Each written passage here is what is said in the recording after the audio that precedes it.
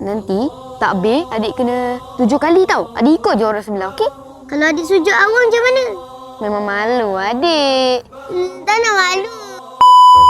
Alamak. Kita orang ni setiap kali nak balik kampung mesti kecoh. Macam ada gempur bumi pula. Nak tahu sebab apa? Stop. Apa yang kau duk sangat ni? Kita nak balik kampung je.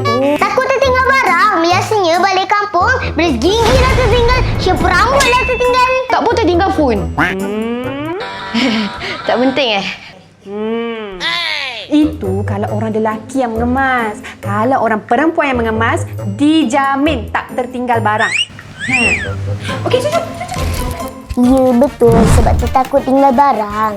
Kalau dah tertinggal, nak patah balik tu kan susah.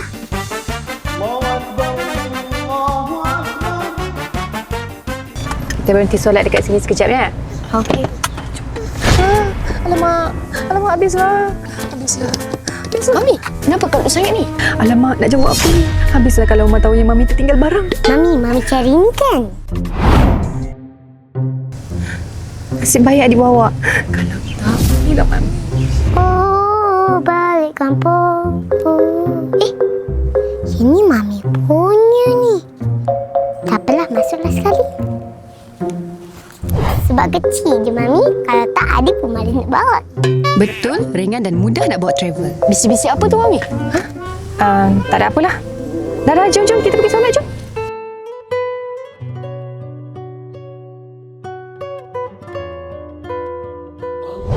Mami, adik cepat.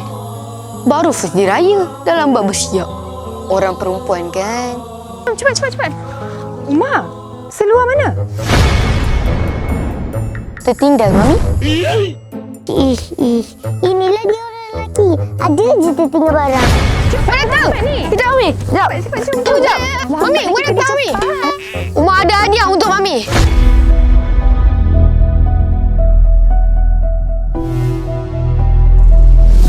Kalau kau ni nak bagi dekat Mami waktu raya pertama lah. Sebagai tanda maaf Umar dekat Mami. Ish, tak buat lah. Tak apalah, tinggal je lah seluar ni.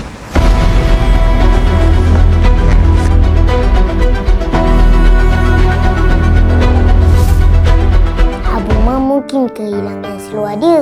Tapi saat melihat senyuman Mami Teruki indah, Abuma tahu pengorbanan itu langsung tak sia-sia. Nanti takbir adik kena 7 kali tau. Adik ikut je orang sebelah, okey? Kalau adik sujud awal macam mana? Memang malu adik. Tak nak malu. Jangan sujud awal. Okey tak?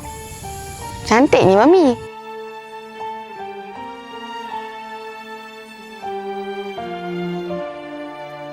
Begitulah kisah kami setiap kali Syawal berjemur. Nara kasih sentiasa jadi peneman di setiap detik bahagia. Kejap. Tengok seluar tu. Tiba-tiba ada ke? Sebenarnya adik dah tolong bawakan. Korang jangan lupa tahu barang-barang penting. Amanda nak ucapkan selamat hari raya.